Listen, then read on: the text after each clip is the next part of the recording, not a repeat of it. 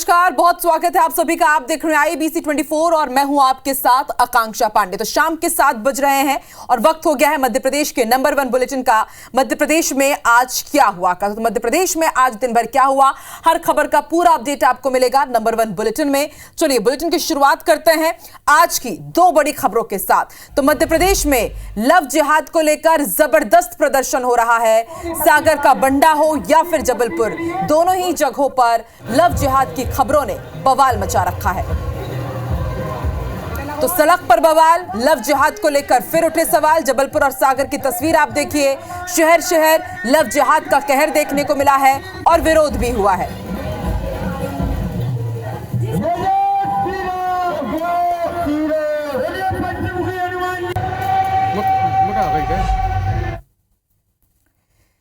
हिंदू युवती और मुस्लिम युवक, जब भी ये 2 शब्द सुनाई देंगे, सियासत और हिंदू मुसलमान की लड़ाई छिड़नी तय है।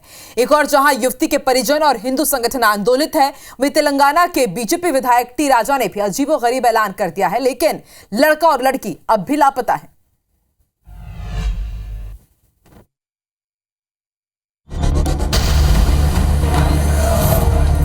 जबलपुर में हिंदू युवती और मुस्लिम युवक की शादी का मामला गरमाया हुआ है। इंदौर की अंकिता और सिहोरा का हसनैन अभी भी लापता है। हिंदू संगठनों ने सिहोरा थाने का घेराव किया।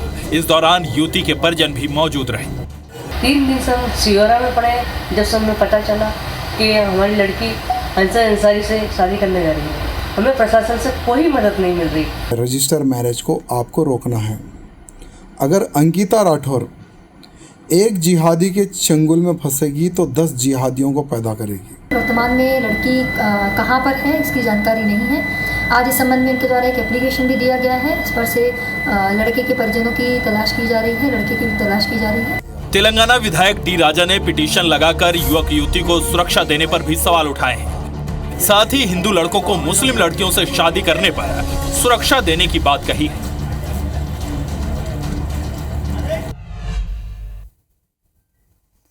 नाम, पहचान और धर्म छिपाकर प्यार, इसे लव जिहाद कहा जाता है। और सागर में 1 या 2 नहीं, इसके कई मामले सामने आए हैं। और ऐसे में विश्व हिंदू परिषद ने इसके खिलाफ आज मोर्चा खोल दिया और चेतावनी भी दी। देखिए,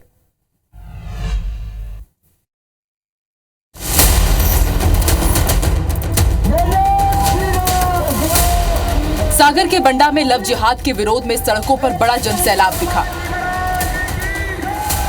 हिंदू संगठनों की रैली में हजारों की संख्या में हर वर्ग, उम्र और समाज के लोग शामिल हुए। इस दौरान प्रदर्शनकारियों ने सख्त चेतावनी भी दी। यदि हमारी बहनों को बार बार छेड़ा जाएगा तो एक दिन तलवार उठा के हम लोग भी सत्तन से जुदा करना जानते हैं। हिंदू संगठन द्वारा ज्ञापन प्रस्तुत किया गया है। उनकी मांग है कि इस पर और कठोरतम कार्रवाई की जाए और इस प्रकार की घटना भविष्य में ना हो। बिल्कुल हम ये आश्वस्त करते हैं कि जो भी विधिनुसार कार्रवाई आपके ज्ञापन में लेख हुई है वो बिल्कुल की जाएगी। बता दें कि 1 साल में बंडा में 6 युवतियां लव जिहाद का शिकार हुई हैं, जिसके विरोध में विश्व हिंदू परिषद और बजरंग दल ने नगर बंद का आह्वान किया था, जिसका खासा असर देखने को मिला। नगर की सभी छोटी बड़ी दुकानें बंद रहीं।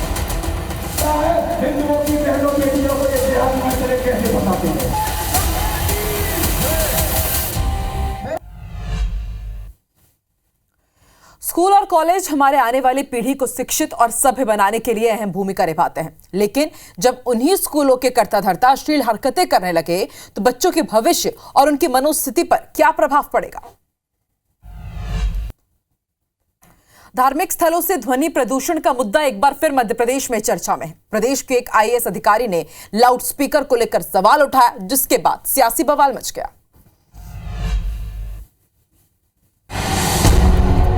मध्य प्रदेश की चर्चित IAS शैलबाला मार्टिन एक बार फिर सुर्खियों में है। इस बार उन्होंने सोशल मीडिया साइट X पर मंदिरों में लगे लाउडस्पीकर को लेकर पोस्ट किया है।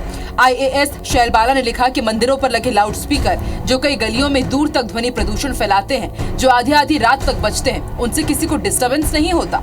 मार्टिन की टिप्पणी उस ट्वीट पर आई जिसमें मस्जिदों के बाहर तेज आवाज में बजने वाले डीजे पर सवाल उठाया गया था। इधर IAS शैलबाला मार्टिन की पोस्ट पर सियासी बवाल भी मच गया है। कांग्रेस भाजपा आमने सामने है।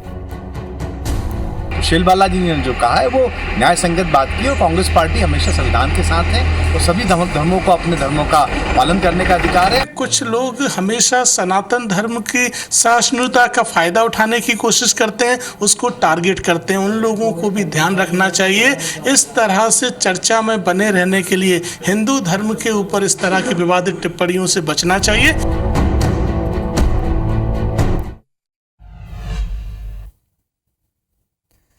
चुनाव की घोषणा के साथ ही मध्य प्रदेश में सियासी वार पलटवार का दौर भी शुरू हो गया है। विजयपुर में विजय पाने दोनों ही दलों के उम्मीदवार अब अपनी अपनी तलवारों में धार देते नजर आ रहे हैं और अपनी अपनी जीत का दावा कर रहे हैं।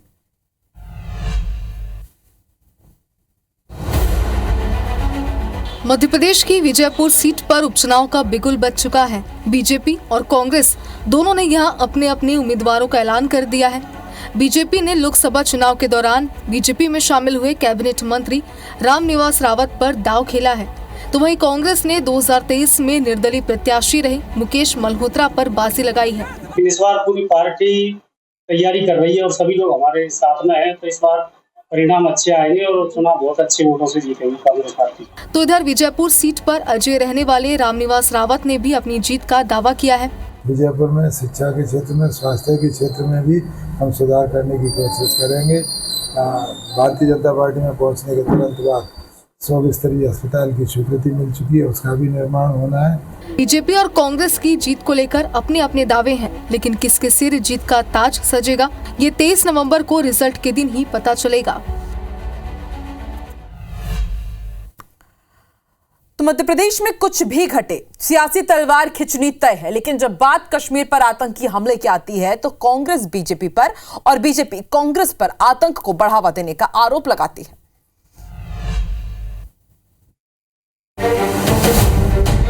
कश्मीर में हुए आतंकी हमले के बाद मध्य प्रदेश में बीजेपी और कांग्रेस के बीच जुबानी जंग तेज हो गई है। बीजेपी ने कांग्रेस पर देश में अस्थिरता लाने के लिए आतंकियों से साठगांठ का आरोप लगाया और दुश्मन देशों के साथ राहुल गांधी के मंच साझा करने पर सवाल खड़े किए। राजनीतिक दल जिस प्रकार से प्रधानमंत्री नरेंद्र मोदी जी के नेतृत्व को अस्वीकार करते हुए विदेशी शक्तियों के माध्यम से भारत में अस्थिरता फैलाना चाह रहे हैं, राहुल गांधी जी अमेरिका जाते हैं या अन्य देश जाते हैं, करते क्या है? भारत का मान बढ़ाने के अलावा जो दुश्मन देश हैं वहां से जुड़े हुए लोगों के साथ मंच साझा करते हैं। इधर कांग्रेस ने आतंकवाद के खिलाफ सरकार के साथ खड़े होने का दावा करते हुए केंद्र सरकार को असुरक्षा पर कटघरे में खड़ा किया। आतंकी हमलों के ऊपर पूरा देश एक साथ खड़ा है सरकार के साथ। हमारे देश के विदेश मंत्री महोदय पाकिस्तान होकर आए हैं, अभी आने के 2 दिन के बाद 3 दिन के बाद हमला हो रहा है, इसका क्या कारण है?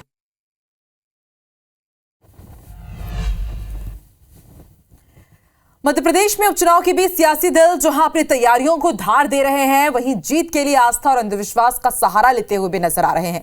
श्योपुर के वीरपुर में कांग्रेस कार्यालय के उद्घाटन के दौरान कुछ ऐसा ही नजारा देखने को मिला।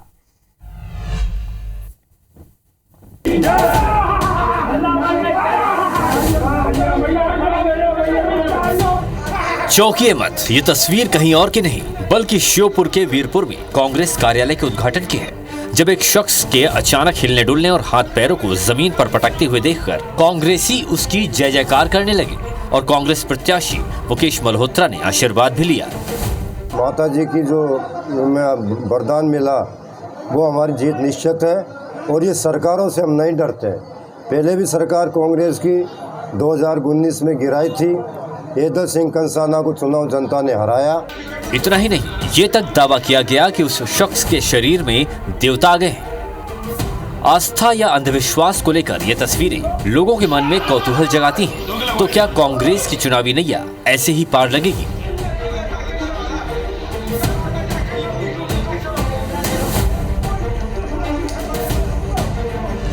एमपी में किसानों की समस्याएं खत्म होने का नाम ही नहीं ले रही हैं। किसानों को कभी फसल बेचने के लिए परेशान होना पड़ता है तो कभी उन्हें खाद बीज के लिए, लेकिन उनकी समस्याओं पर ध्यान देने की जगह सिर्फ होती है सियासत। मध्य प्रदेश में इन दिनों किसानों को रबी की फसल बोने के लिए खाद के लिए परेशान होना पड़ रहा है, लेकिन सुनवाई कहीं नहीं हो रही।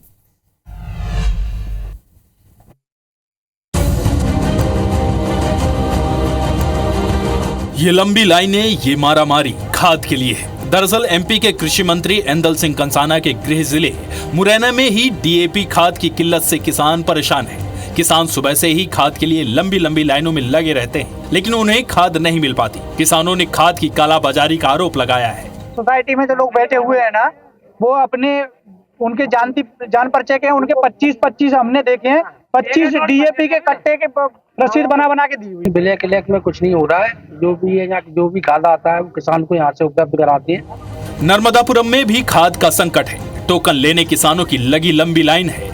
टोकन वितरण से किसानों में नाराजगी है।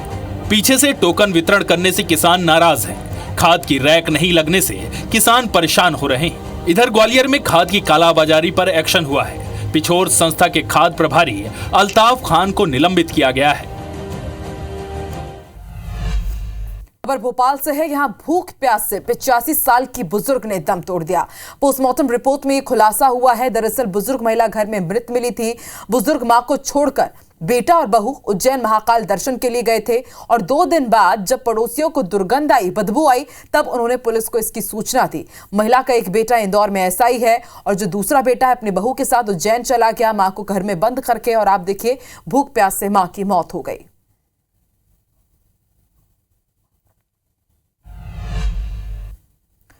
और सतनाम के में अब सिस्टम की पोल खोलती हुई तस्वीर आपको दिखाते हैं। गर्भवती को कावड़ में बैठाकर ले जाने का वीडियो सामने आया है। सड़क ना होने के कारण कावड़ में ले जाया गया है। थर पहाड़ गांव का ये मामला है। तो 21वीं सदी में हम रह रहे हैं। आजादी के 75 साल मना रहे हैं, लेकिन आप सोचिए गर्भवती को अभी भी कावड़ पर ले जाना पड़ रहा है क्योंकि इस इलाके में सड़क ही नहीं है। सतना में सिस्टम की पोल खोलती हुई तस्वीर एक बार फिर सामने आई है।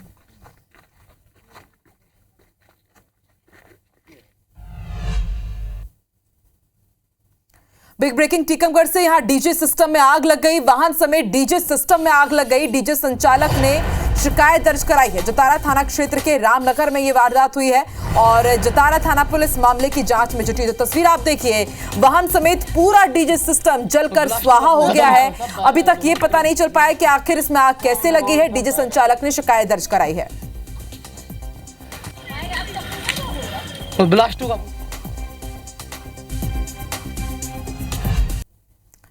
और अब आपको पेंच टाइगर रिजर्व का खूबसूरत नजारा दिखाते हैं। यहां पर एक साथ 5 टाइगर नजर आए हैं। सुबह की सफारी के दौरान ये टाइगर नजर आए। दरअसल ये पूरा परिवार रोड को पार कर रहा था। सैलानी यहां पर पहुंचे हुए थे और उन्होंने इस खूबसूरत नजारे को अपने मोबाइल कैमरे में कैद किया है। तो एक साथ आप देखिए 5 टाइगर यदि आपको नजर आ जाए, आप जंगल की सफारी में निकले हुए हैं, तो भला इससे अच्छा और इससे रोमांचित करने वाला पल क्या होगा। पेंच टाइगर रिजर्व का ये वीडियो तेजी से वायरल हो रहा है जहां एक साथ 5 टाइगर नजर आए हैं।